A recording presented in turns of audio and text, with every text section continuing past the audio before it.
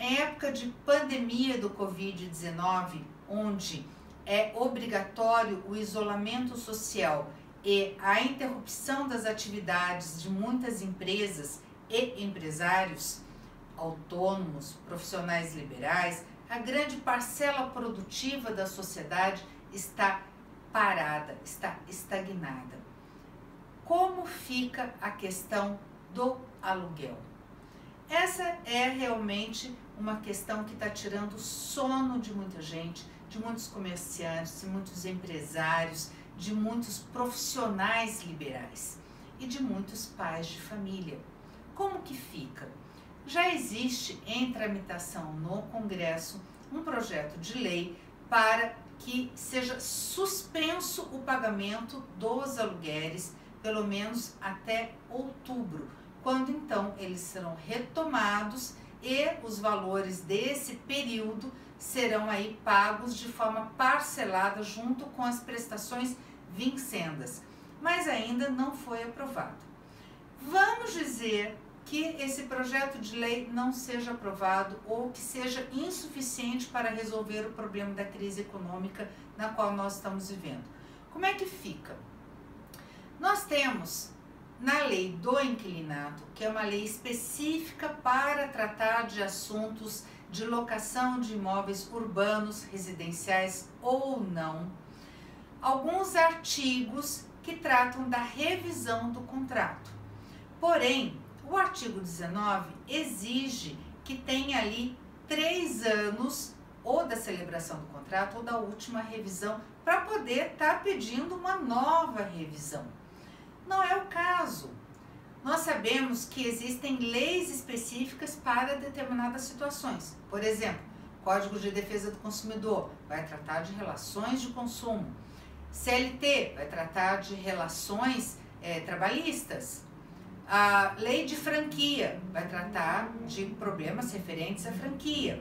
A lei do inquilinato trata de relações referentes a locações de imóveis urbanos, residenciais ou não. Nós temos, porém, uma lei geral que é o Código Civil e que quando essas leis não trazem especificamente determinadas circunstâncias que são necessárias para a avaliação da situação, nós nos valemos da lei geral de forma subsidiária.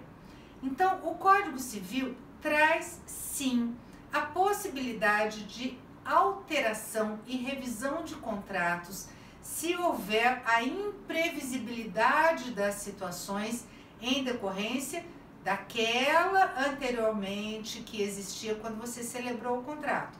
E se existir onerosidade excessiva, você pode extinguir o contrato ou você pode tentar manter o contrato sob novas condições. Então é isso que eu quero conversar com vocês agora, até para aliviar o coração das pessoas que estão nos assistindo.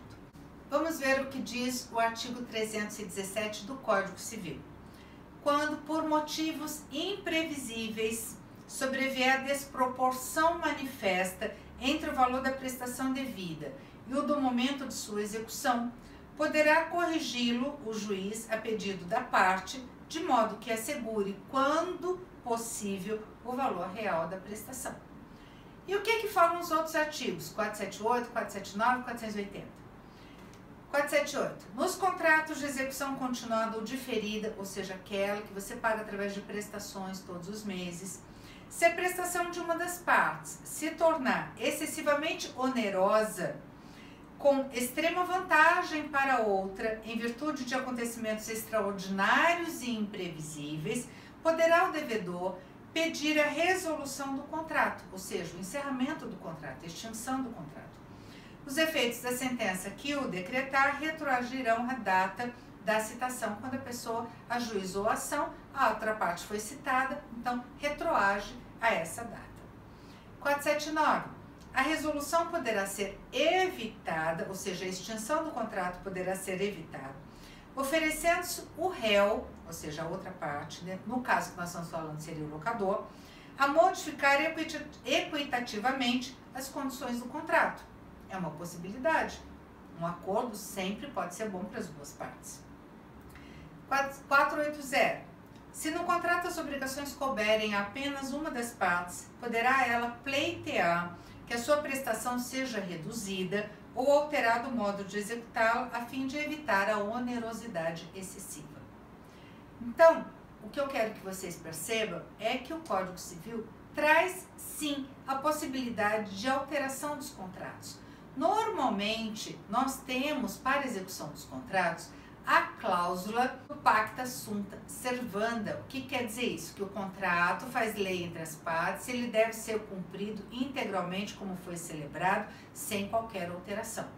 Isso, para tempos normais, é o que traz segurança jurídica, inclusive para os negócios que são feitos. Porém, em casos extremos, como esse que nós estamos conversando, existe a possibilidade da aplicação da cláusula rebus sic stantibus, que quer dizer o seguinte: o contrato se mantém enquanto ele estiver de pé, enquanto as condições não se modificarem. Só que não é qualquer condição que vai alterar o contrato.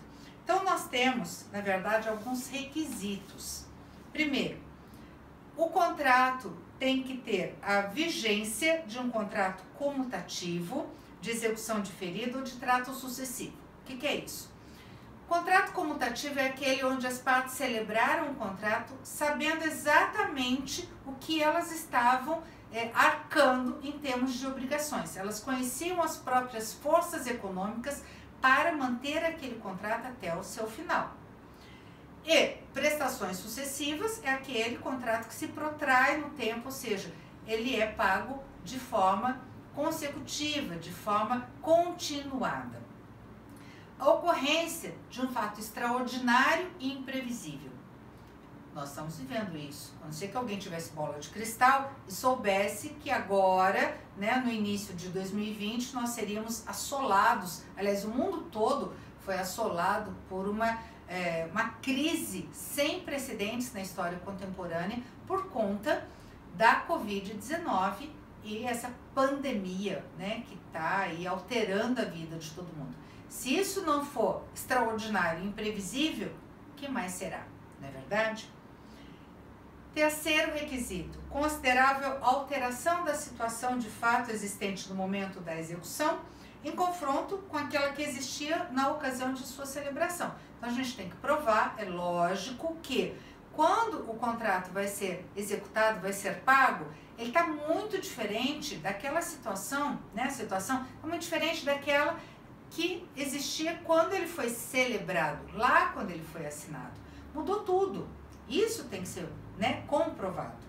E o nexo de causalidade entre o evento superveniente, ou seja, aquele que aconteceu depois da celebração do contrato, e a consequente e excessiva onerosidade. Então tem que comprovar que o que está acontecendo hoje em termos de onerosidade excessiva é decorrente do problema da pandemia. Não pode ser decorrente de qualquer outro problema. Decorrente agora desse fato extraordinário e imprevisível que nós estamos vivendo, que é a pandemia.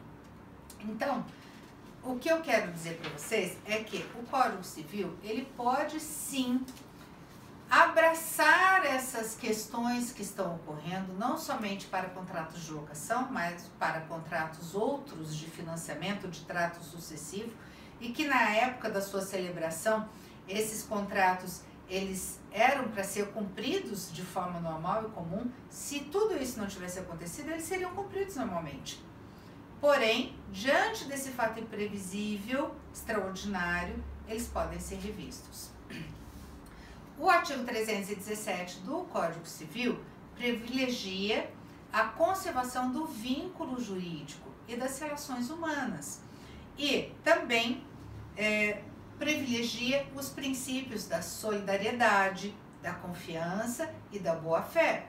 E principalmente tem que privilegiar o princípio da ação social do contrato de locação, seja residencial, onde abraça e protege a família, seja comercial, onde abraça a economia daquela empresa e quantos empregos essa empresa fornece, quantas famílias dependem dessa empresa funcionando, dessa empresa de pé, não é verdade? Então, com base nesses princípios e no Código Civil, junto com a lei do inquilinato, nós temos aí a possibilidade de revisão dos contratos de locação, de alteração da forma de pagamento e dos valores.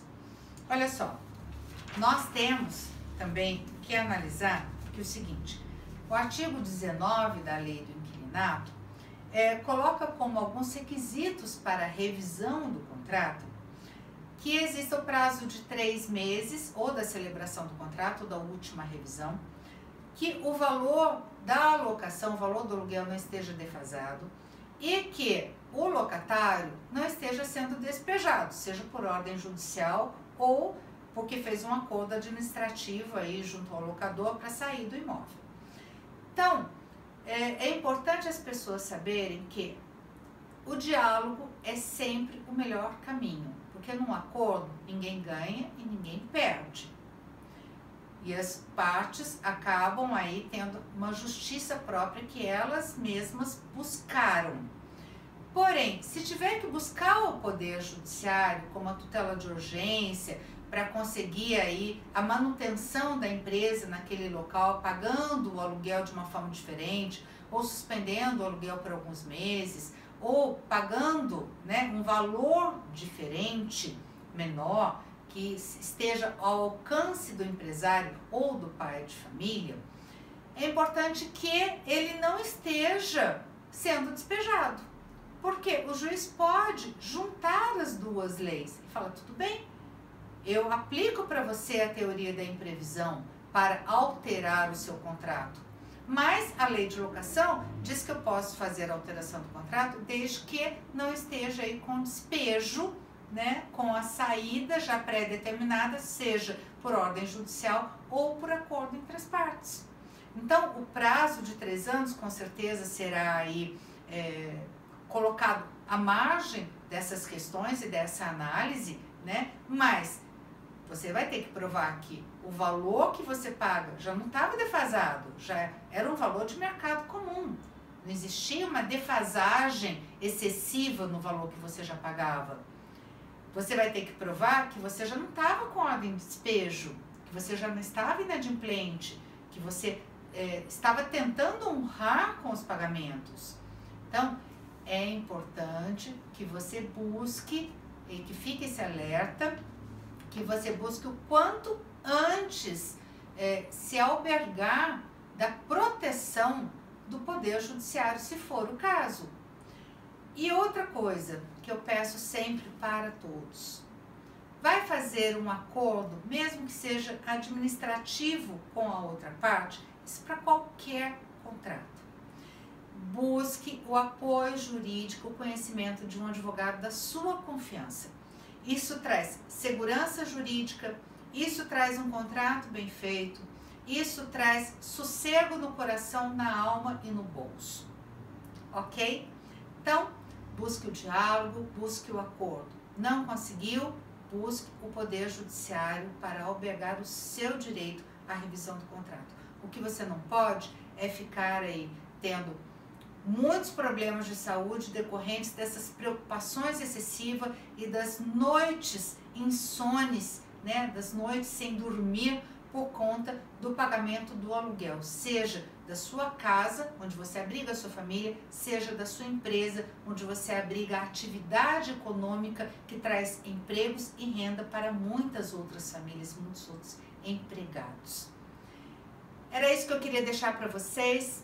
Espero que o projeto de lei passe no Congresso e que tudo isso seja resolvido de uma forma maior, né, vertical, de cima para baixo, mas se não vier, agora você já sabe o caminho que você tem que tomar, tá bom?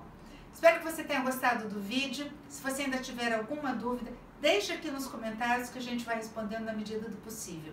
Muito obrigada pela sua companhia. Até a próxima. Continue nos acompanhando. Nós estaremos sempre nos atualizando para atualizar você.